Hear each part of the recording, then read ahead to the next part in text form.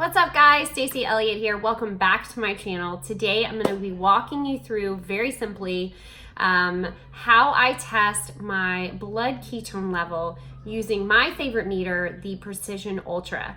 I'm going to of course link that meter down below in the comment section of this video so that you can snag it anytime you want. So I don't have my box anymore. I threw that away. But this is what that kit looks like. I'll shoot up a screen for you really quick.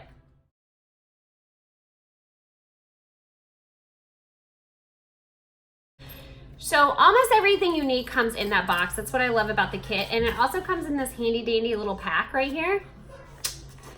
So when you open it, you can have all of your things right there. So you've got your meter. I'm sure there is a better term. I'll probably post it on this video, but I call it my pokey thingy. And I think these are called lancets.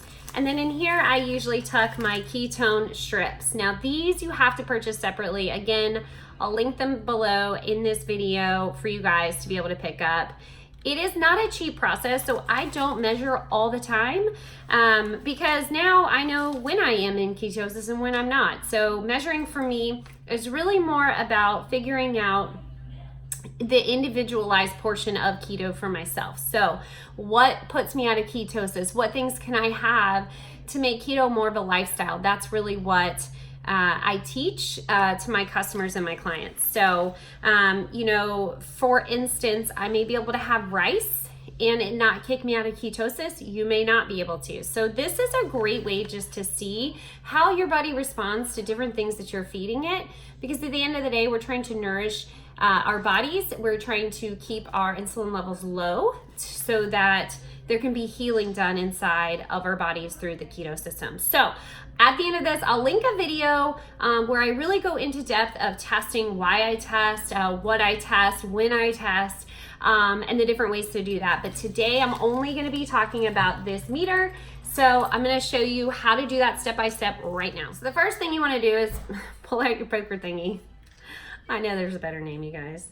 And you just open it. Now this is an old little lancet needle thing, so I just pull that right out. And of course you want to dispose of that properly. The best way I have found to do that is I'll grab another one out of here.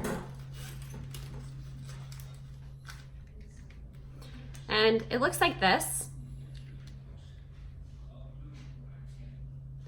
And you just put it right back in here. And when you twist off this cap, that is actually where your needle is. But now you can take your new cap and put it on your old lancet. That way when you throw it away, no one's going to get poked. So that's what I do. And now you can throw this away, it's kind of safe. My kids can't get into it and hurt themselves, so that's good. So next you want to put your lid back on. And it'll snap into place. You can probably hear that.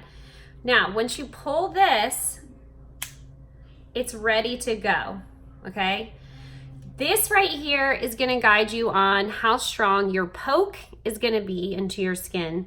I have found I really have to dial this thing up. Like, when I poke my fingers, there's not a huge amount of blood that comes out for some reason. So I have to put mine pretty high. I think it goes up to 8, and I have mine actually set on 7. All right, so I'm gonna pull out my meter. And when you first get this meter, there is gonna be a little guide with it, but when you turn it on, it's gonna have you set the date, set the time, things like that so that you're set up. So when you grab your meter, you just turn it on. It's gonna record the time and all of that other stuff. This is my reading from yesterday. So once you do this, you're then gonna take one of your ketone testing strips.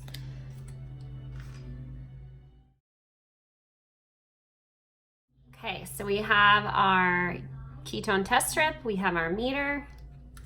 We're gonna take the 3 black stripes and we're gonna insert it into our meter like so.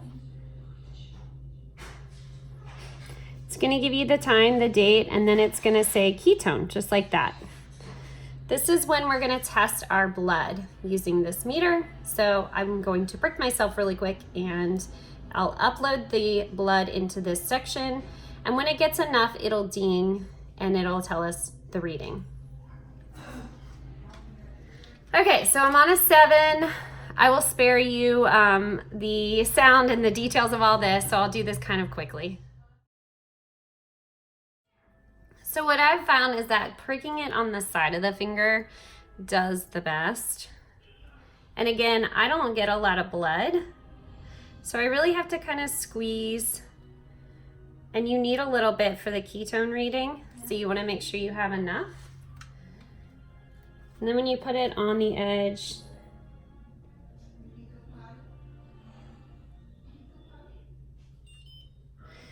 you fill it up, it beeps, and it says, it gives you a countdown.